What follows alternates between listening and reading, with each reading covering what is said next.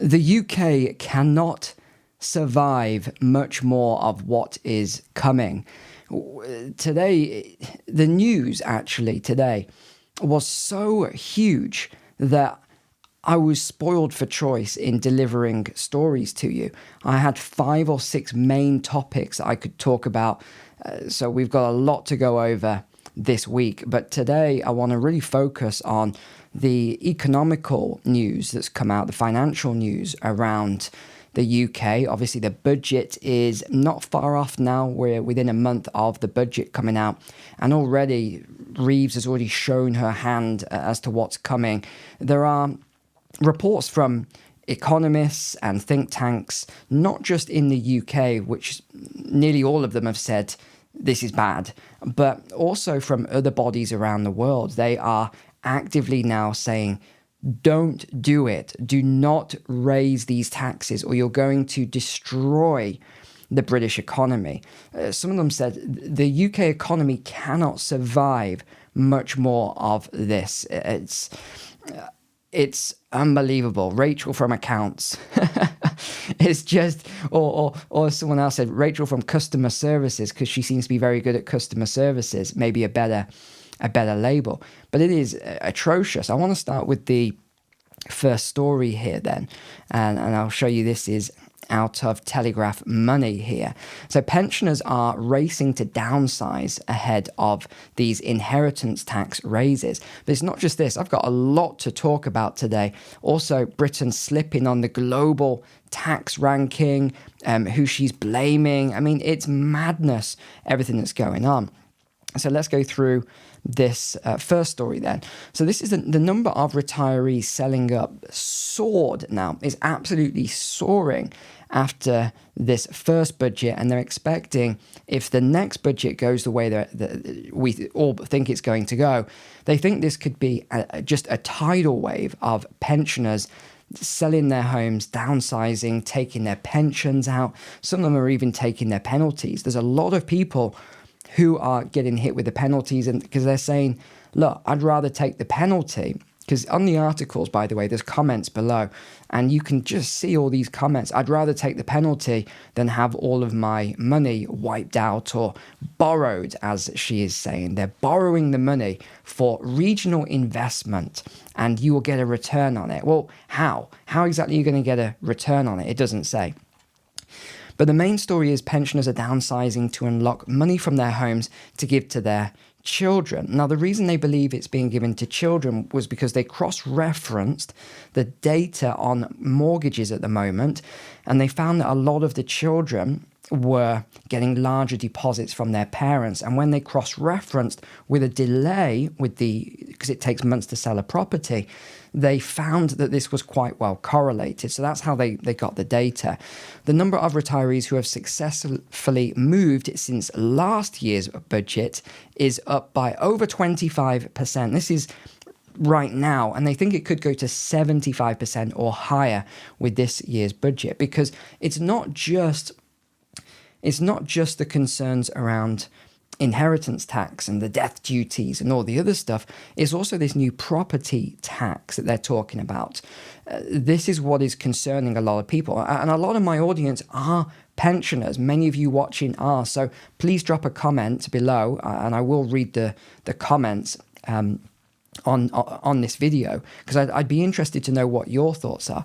The number of homes listed for sale by pensioners has increased 16% just this recently. It doesn't say the exact date, but recently here. And it shows that many are determined to move because they're doing price drops and they're taking offers and all sorts of other things. Now, this is where, hold on, I've got to show you this chart because this is quite an interesting chart here. Here we go. So at last year's budget, the Chancellor targeted pensions, currently not included for inheritance tax, and the death duty of 40% will be applied from April 2027. This is what I warned you about before. Some people thought, no way, Neil, there's no way this could happen. Well, it's happened. April 2027 it comes in. So not this April, but next April. So double death tax on unspent pensions. You won't even believe this. It is so unbelievable, these numbers here, that even if you're a basic rate recipient, that's all. You're not rich. You're not any. You haven't got huge amounts of money. You're just a basic taxpayer. It's 52% will be the overall effective rate, and that's not all. Remember, there's more. So if you're a higher rate, 64%, and the additional rate would be 67% taxes. Here, look, pension pot, inheritance tax at 40%. There's your net after your inheritance, what you've got left. And then this is income tax on the withdrawal, and then net amount after the income. And remember, also, you've also got to remember that you've already paid tax on that. So you've paid anywhere from 20% on the lower end to 45% on the higher end, plus national insurance on top. So they're basically taxing the whole thing. It doesn't quite work like that because the way it's calculated, but they're basically taking everything. So I don't blame those of you who are taking preemptive action right now, because it's scary. It really is. So it says that anything given away more than 7 years before death over the 325,000% nil rate band is not subject to the tax. But remember, they're about to change this. So this could even be less. So we need to wait for the budget to come out. But I thought the comments on this were just brilliant. I've highlighted a couple here. This is from Richard Freer. He said, I never thought I'd see the day when a government is actively diminishing the retirement prospects of millions, destabilizing the housing market and making the future so unpredictable purely because of their war on wealth and their politics of greed and envy. For years, we've been encouraged to save for our retirement rather than relying on the state. Now, so many have followed the government's advice. Along comes Rachel from complaints to steal it all. And that's just one comment. You can read all these comments. There are so many of these comments now, there really are. And we'll talk about blame and who they're blaming in a moment. I just wanted to quickly remind you some of the things I've recommended to you at the moment. Obviously, gold and silver I've been recommending for a long time. I pre-warned about this massive run-up. I know a lot of you took advantage of that, listened, and you've benefited quite well. Here's the gold chart here. And as you can see on the gold chart, it's up 60% now on the year. So huge. It's holding. People didn't think it would hold. They thought it would hit resistance at just over 4,000, but it didn't. It actually has broken that now. Silver as well. It's up 55% on the year. Jamie Dimon says it's the first time in his lifetime it's semi-rational to hold gold in your portfolio. And that's, of course, why I have Monetary Metals to sponsor the channel here. So they are one of the channel sponsors now. So gold prices are hitting new highs again this year. But what if there was a way for you to make your gold work for you rather than it just sitting there and you're paying fees on it? That's exactly what Monetary Metals is doing. They've created a groundbreaking way for clients to earn up to a 4% yield on gold, which is paid in gold. No selling your metal, no converting it into cash. You simply earn more ounces of gold over time. So Monetary Metals runs a transparent marketplace that leases gold to businesses that use it productively, like jewelers and refiners. So they loan it to the industry. The return from those leases goes straight back to clients paid in gold.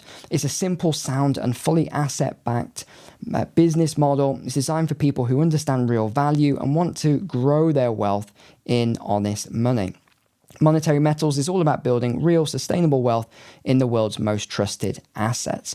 Whether you already own gold or looking to start, you can fund an account with your existing metal or buy through them at less than 1% over spot. Join thousands of investors who are already earning a real yield in gold every month. Just visit monetary-metals.com/NMW to learn how to earn a yield on gold paid in gold. Okay, let's go on to then Labour's war on hard earners. This was letters to the editors. We always love the letters to the editors here because it's just real people writing in like back in the day. I remember that it was always interesting. My grandparents would write in. I think my parents even did. People don't tend to do that anymore. They leave comments below. But I do place a lot of weight when someone has actually written a letter into a newspaper. So Labour's war on hard workers will lower the living standards for all. First letter then. Dear Sir. Oh, I love that one. Dear Sir, governments do not generate... Because the young people today, they'd be like, yo, bruv, and all this other stuff. I like that. Dear Sir, governments do not generate wealth, but they can provide an environment for new businesses to be established and existing ones to grow, creating jobs and prosperity for the population. Unfortunately, our present leaders do not understand this. The asset-rich pensioners are in the crosshairs for Reeves' budget tax raid. He even references a report from October, which is great. He says, I'm a pensioner in my early 80s from a working class background. I managed to go to university and get a good degree. In business, I never knew what a 40-hour work week was. I worked until the job was done. How true was that? Today, I'm regarded as asset-rich, with a classic car, a nice house, and a pension. I'm still involved in an engineering business as a non-executive director, not a shareholder, because my experience is useful to them. In essence, Rachel Reeves wants to tax me further because I've been hardworking and relatively successful. If this attitude to work and wealth persists, everybody's living standards will be driven down. When I grew up, unless you had a job, you had very little at all. What a pity that the benefits culture has eroded this country's work ethic. That is so true. I really love that letter because it is just so accurate and so true. And you know, you look at the different generations, and please drop your comments on what you think of this. But you look at the different generations, and I definitely see it because I've hired people from, gosh, I think the oldest was 72 years old he was, all the way down to I've hired 17, 18-year-olds. And you can definitely see the work ethic by generation. It's very, very different. You can see the sort of focus on getting the job done versus the focus on leisure time. Some people are more focused on their leisure time than they are on their work time. And I think it's sort of a slippery slope. And I do kind of get it why some people are that way and they don't want to work hard for their employer because, you know, it's probably a faceless entity for many of them who don't care about them. So I can kind of get that. But then on the other side, you have some really good business owners and they really care about the staff. And I would consider myself in that category. I care about everyone that works for me. And I just find it interesting. Some people, that they're not focused on hard work. And it's sort of counterintuitive in a way, because over the years, some of the people have seen that I've promoted other people over others, and they get bitter about it. And they say, oh, why didn't I get? Well, because that person went out of their way. They'd always come to me and say, Neil, can I borrow one of your books on X? Can you teach me about this? Can you sort of mentor me in this because I'm struggling with it? But then others have just not really done any of that. So I can kind of see it. I mean, we're going away from the topic a lot here, but I just wanted to know your thoughts in the comments. I'd be very interested to read. The next letter then, so that letter was from Nigel Randall, by the way, Burton-on-the-Water, Gloucestershire. The next letter, this is from Michael Upton in Nottingham. It again begins, Dear Sir, Rachel Reeves has stated that those with the broadest shoulders should pay their fair share of tax. As a pensioner who's been prudent and saved my own pension out of taxed income, I'd like to hear the Chancellor's definition of fair. Yep, exactly. Because they've got a point. These people they're not unwise. They've got a lot of wisdom, lived many years. They've seen it all. So they know that this is just not the right approach for the country. This was the other really big story. This is huge. Britain has just slipped down the global personal tax rate ranking after the raid. Economists tells Chancellor to resist the urge to crank up pressure on businesses. So this is an interesting story because it's not just one economist. There's a lot of them. So they've actually tumbled down the global rankings of personal tax competitiveness due to the £25 billion raid on employers last year. So they've dropped 5 places from 20th place to 25th place out of 38 in the OECD. This comes from the CPS, which is the Centre for Policy Studies. Her levy on national insurance paid by employers, widely considered a jobs tax, combined with the increase in capital gains, was to blame for the fall, according to the CPS. It says Costa Rica, Chile, and Portugal are among the nations where individuals face better taxes. So you're going to be taxed better or less in Costa Rica or Chile than you would be in the UK. Daniel Herring, an economist at the CPS, said it's vital, absolutely vital, the Chancellor does not further undermine growth with more tax raids at next month. But, well, she's going to, Daniel. I think we both know that.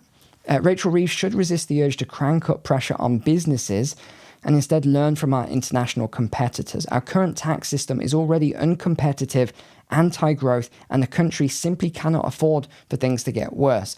Britain also ranks, here's another one, 28 out of 38 for corporate taxes, and they are last or second from bottom on property taxes. So property taxes are the highest, second from last, and they're about to be increased, which will put them in last place, this survey says, resulting in an overall position then, if you take it all, they are 32 out of 38 now, out of the OECD. So out of all the places you can live, Britain is now ranked 32 out of 38 worst. That shows you something. And I thought it was interesting that I did that. I went back to my home city last week. Do you know what? I honestly think that I'm probably not going to do. I'll do one more city tour this year, which will be London. And then after that, I don't think I'm probably going to do any more because I get maybe, like that video, I think it's got 60,000 views. Whereas just sitting in the studio doing a video, you know, turn the camera on, it's like 100,000, sometimes they hit 300,000 views. Whereas I spend a week going, I'm flying, hotels, driving around, walking around dangerous areas, and it gets 60,000 views or something. It's just, I did have to laugh. Someone said to me, "Oh my goodness, you must be devastated." I said, "No, I just laugh. I just laugh at these things because it just shows what people want. People would rather just see me in the studio, turn the camera on, talk about this stuff than they would see me go around." So let me know if that's you anyway. We had a couple more points on this then. There is, they expect a downgrade in the productivity forecast as well. They're about to publish the report. It's an inescapable fact that any tax burden will be put on the people in the middle, the squeezed middle, and possibly companies who will then pass on the cost to the squeezed middle. Is correct. The market reaction to the budget is equally as worrying. It's seen as not the right budget. We could get hammered by the financial markets, put borrowing costs up. The currency could reduce, indeed. So who did she blame? She blamed Brexit. Of course she did. She blamed Brexit. It wasn't her. No, it was Brexit. And look at this. She did this at the IMF meeting, the International Monetary Fund meeting. Of course she did. Can you imagine her at this meeting with all of her peers from around the world? Is she going to say, the reason we're struggling is because I taxed everybody into oblivion and I'm about to tax even more, and all the rich people are leaving, all the millionaires are fleeing, and all the business owners are going to Milan and Portugal and the USA. And no, she's not going to say any of that. A new report was just published. The UK's productivity challenge has been compounded by the way... this was her report that she published. Let me correct that. She said was compounded by the way that the Tories left Brexit. So she said, it wasn't my fault. I've inherited this, and it was all the Tories' fault because of Brexit, and that's that. She said, it's nothing to do with me. I'm actually making things better. This was some of her comments. I'm making things better. The economy's doing great. Of course it is. Of course it is, Rachel, from complaints. Thanks so much for watching. Take care. Subscribe. Bye for now.